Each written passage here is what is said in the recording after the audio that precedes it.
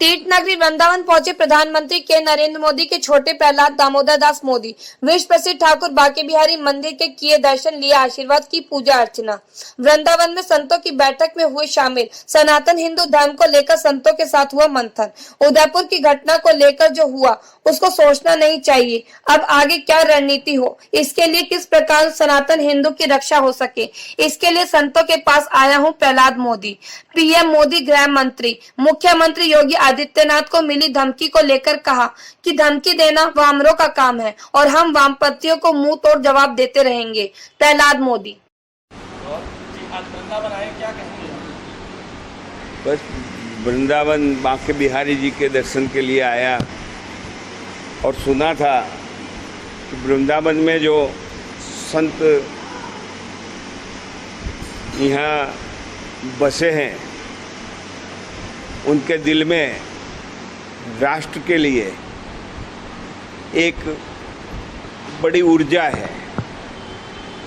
तो मैंने सोचा कि जब मैं आया हूँ तो मैं संतों के दर्शन करूँ, संतों से वार्तालाप करूँ, मिलूँ और आने वाले दिनों में विधर्मियों के द्वारा हमारी सनातन परंपराओं पर जो वज्रघात हो रहा है, इस मामले में संत समाज की सोच क्या है, ये ज्ञान लेने के लिए मैं भैया जी महाराज के पास आया।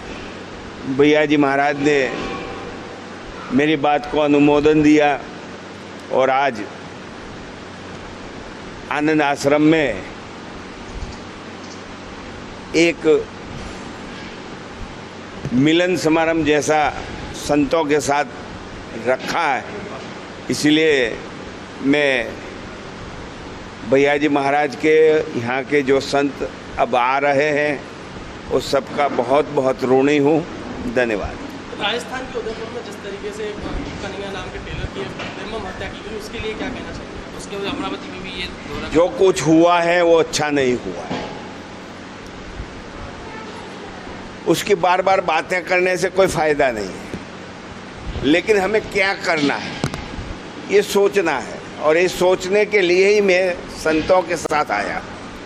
मथुरा श्री कृष्ण जन्मभूमि को लेकर विवाद चल रहा है। साहित्य मंत्री ठानी मांग है, न्यायालय में बात वो दाखिल है, क्या कहेंगे इस बारे में? ये सब न्यायालय का मामला है, इसमें हम पामर मनुष्य कुछ भी नहीं कह सकते और हमारा संविधान भी कहता है कि जो न्यायालय में बात चल रही हो उसमें हमें राय देने का कोई अधिकार नहीं है, इसलिए इस मामले में मैं कुछ कह नहीं सकता। अभी वृंदावन में संत धर्मेश्वर को धमकी भरा फोन आया था जिसमें उन्होंने कहा था कि आपको भी उड़ा जान से मार देंगे और पीएम मोदी और अमित शाह गृहमंत्री को मार देंगे और कायदा के सदस्य बताते हैं, क्या कहेंगे इस बारे में?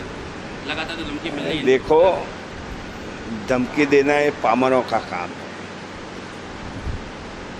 ये विधर्मी लोग हिंदुओं को पामर कहते हैं, लेकिन पामर वही है, अकेले इंसान पर वार करना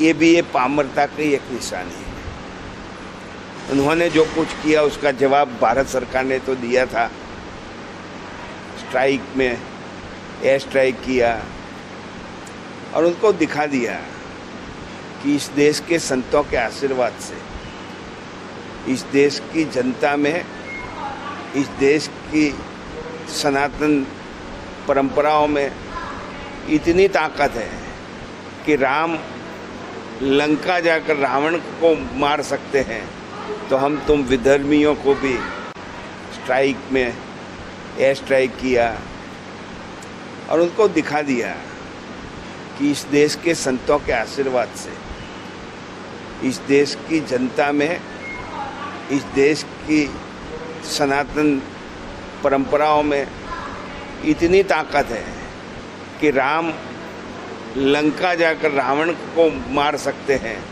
तो हम तुम विधर्मियों को भी तुम्हारे ही डेरे में आके मारेंगे और मार सकते हैं, ये दिखाया था। इसीलिए ये तो पामरों का काम है, वो देते रहेंगे, हम हमारा काम करते रहेंगे। हमें तो उनके साथ संघर्ष से ज़्यादा हमारा जो परंपराएं हैं, परंपराएं में वसुधैव कुटुंबकम, अहिंसा परमो धर्म, ये परंपराओं को हम छोड़ना नहीं चाहते। लेकिन हमारे परशुराम जी ने भी कहा है कि यदि हमारे पर कोई वार करता है तो उसको हम स्वीकार नहीं कर पाएंगे। वक्त आने पर उसको भी जवाब दे देने का, और जो परशुराम जी ने किया है वही हम करके दिखा रहे हैं और करते रहें।